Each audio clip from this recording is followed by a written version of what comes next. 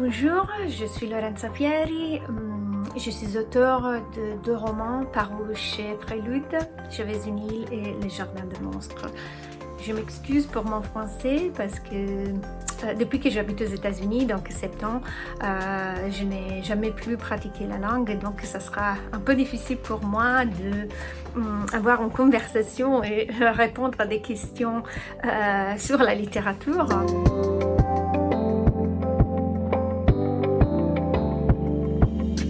Je crois que ça a à voir avec mon idée de littérature. La littérature a comme but de raconter une vérité sur l'être humain, qui n'est pas la réalité, mais une vérité construite avec la fiction, avec l'imagination, avec de la créativité. Je crois que cet effet de vérité soit quelque chose qui est très important pour les lecteurs aussi, et le plus que l'auteur connaisse bien les lieux dont il part, les milieux historiques dans lesquels son histoire va se dérouler, cet effet de vérité est plus puissante. Donc je crois que c'est ça que j'aime faire dans mes romans.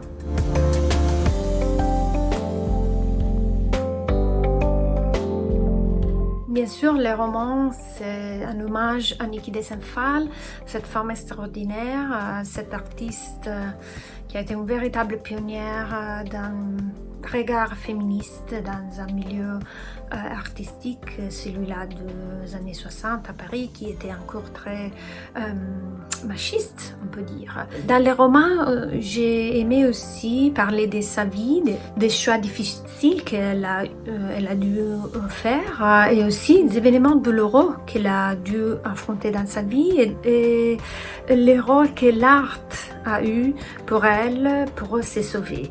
Et aussi, je lui donnais un rôle de mentor ou de guide pour l'émancipation d'un de mes caractères, pour laquelle elle devienne un modèle.